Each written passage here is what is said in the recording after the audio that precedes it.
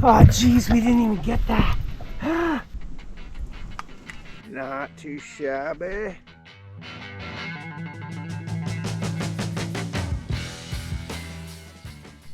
Oh yeah, check it out. First sponsor. Well, not really sponsor so much as he gave me a hat.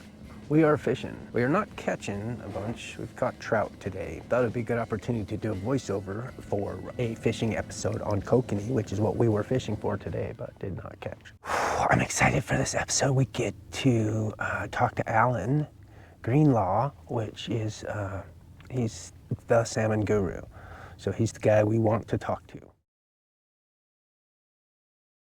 Hatcheries or so we started, so the first place that I started going to is they invited me to go to to the Mackey Hatchery, fish hatchery in Mackey, Idaho.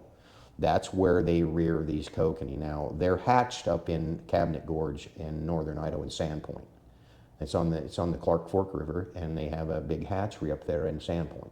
So all the eggs that are collected, they take those eggs, they fly those eggs up to the hatchery, and that's where they hatch the eggs, and they eye them up there, and then once they're eyed up, and now they become what they call a fry, then they put them back in trays and put them back in trucks, and they truck them to Mackey. And then once they get to Mackey, they will raise them to 3 or 4 inches. So there's no doubt in anyone's mind, including the biologists, that these fish entrain from reservoir to reservoir. It's a landlocked sockeye salmon, so it kind of reverts back to its heritage, knowing that it really came from the sockeye, and a sockeye wants to go and find moving water. It wants to get to the ocean, okay? It wants to move. And so this is a fish that's in a body of water that's finding some moving water in that reservoir, especially when they start releasing water out of the dams. Yeah. Or the spillways are, overflowing. This fish wants to go with that moving water, and it will go to the next reservoir, and it may go to the next reservoir. There's a lot of kokanee that leave Lucky Peak and go down the Boise River. I was going to say, yeah. They'll end up down in Brownlee. Okay, now do they live? No. As it once was, so you have to have nitrogen and phosphorus in the water.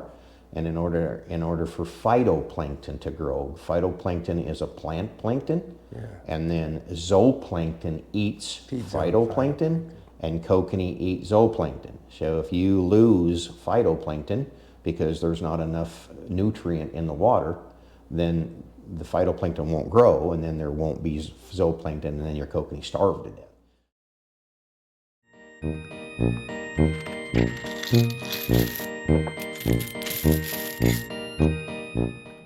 And here are the basics of kokanee.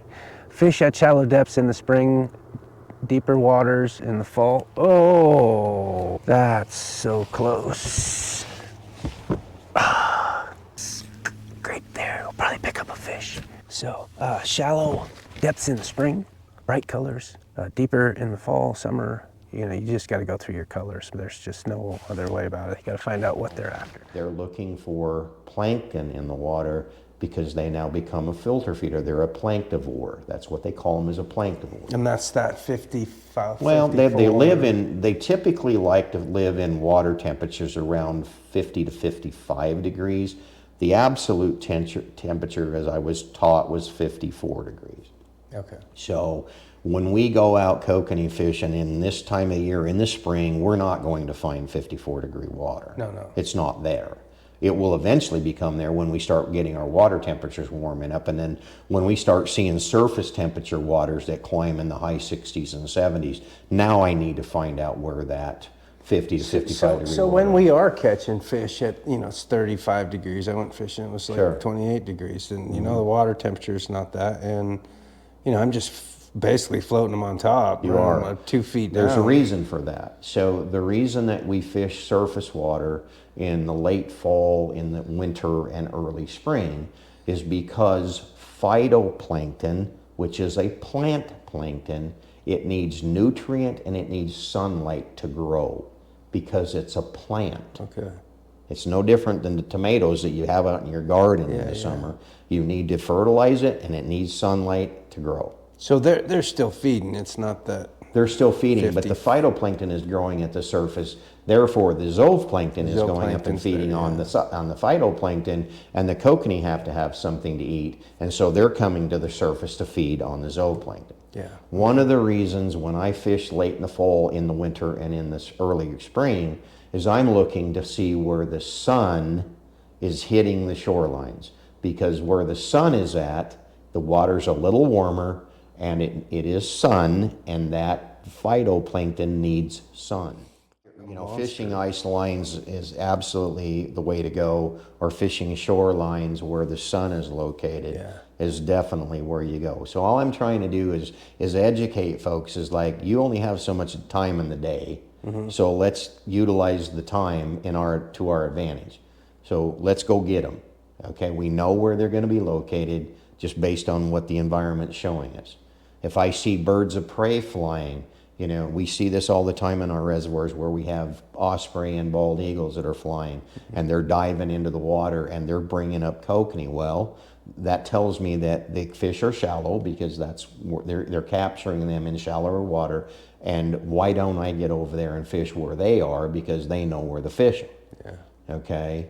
So I watch the birds of prey a lot to see where they're diving and where they're at. Then I'll go over there and disrupt their day, because I'm going in where they're at. I watch birds all over the woods. They will tell you everything you need to know about the woods. Absolutely, they will. Okay, here's how you rig all that stuff that you just spent your kids' college money on. You want about 7 inches from your bug, about that long, 7 inches from your bug to your back of your dodger.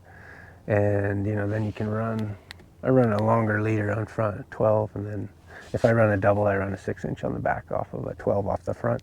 There's lots of different ways you can use your weight, downriggers, or just ounce weight in line, or there's a new weight Alan gave me, but it's a secret I can't show you. So don't fish in the same spot more than 20 minutes, or don't fish with the same dodgers more than 15 or 20 minutes. If you're not catching fish, then just change up. And that was my next question, was should we be harvesting kokanee out of the Boise River drainage if, you know, we don't, I think the biologists would agree with me after talking to them. I don't believe that we're damaging the fishery as anglers.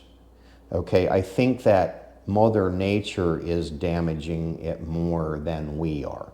And I'm going to tell you why. So yes, we can outfish a fishery if we're not careful, okay? But this fishery is a little more difficult than a lot of fisheries, like a crappie fishery. I'm just saying that as an example, or maybe a perch fishery. This fishery is a tougher fishery to put fish in the boat. So for you and I to go up and say, wow, there's 50 boats on the water at Anderson on a Saturday, they're wiping the fish out. And the answer is maybe not.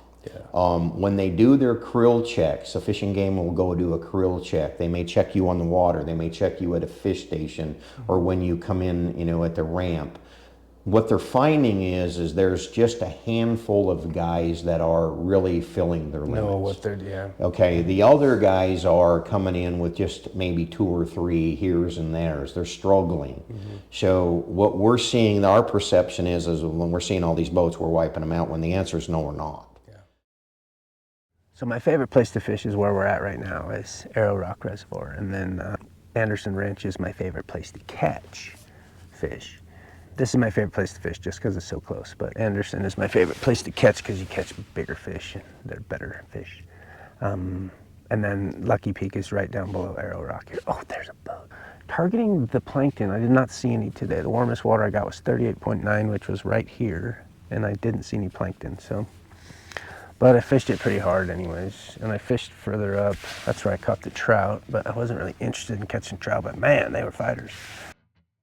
Thank you all for watching, and I will see you in the next episode. See you next week, or thereabouts. I might be going to 2 every 2 weeks, my episodes. In fact, I think I am going to do that. Okay, thanks for watching. Talk to you later.